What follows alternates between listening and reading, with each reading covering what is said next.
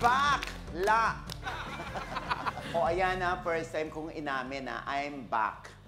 La. Eto na ang ating round 2. Ano nga ba ito, kid? Ganito kasi yan, magbibigay ng question si Mama O at mamimili ka sa choices. Kada correct answer ay 2 points na. Dito, 1 still lang ang pwede. Last round na ito. Kaya naman, galingan nyo, players. Thank you, kid. Kamay sa tenga. Ito na ang Q1.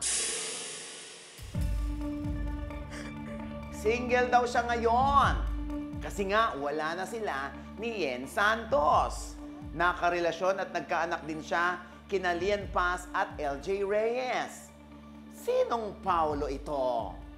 Is it A, Paulo Ballesteros, B, Paulo Contis, C, Paulo Avellino? Ichika mo na! Dali!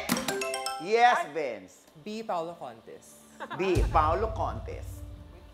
Is correct!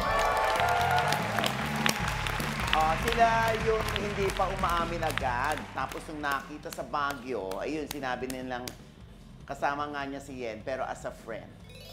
Kasi naman, hindi pa sila officially hiwalay noon ni LJ Reyes, kung saan meron siyang isang anak doon. Si Paulo Avellino, may anak din kay LJ Reyes.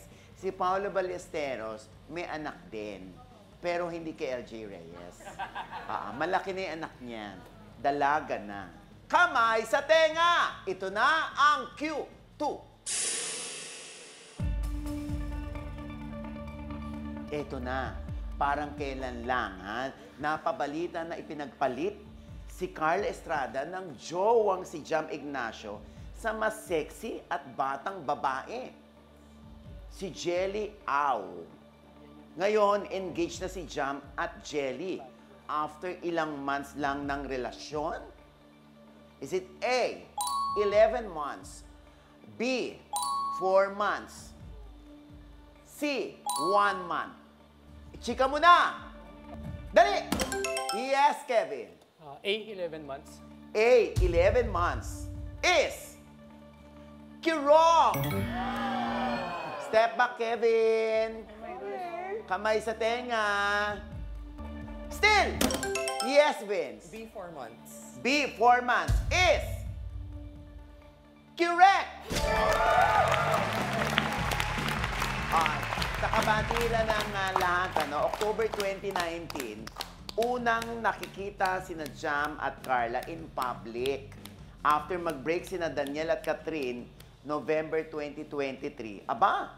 Nag-unfollowan itong sina Jam at Carla nitong July 2024 lang.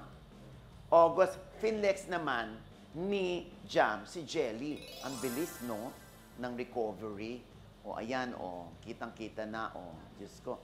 Wag nyo nang itanong kung anong reaction dyan ni Carla. Baka naka-move on na si Carla. Di ba? At yung iba sinasabi, naku, parang hindi lang mag-ina, kundi magkapatid pagdating sa love life. Itong si Carla at si Daniel Padilla. Kamay sa tenga! Ito na ang Q3.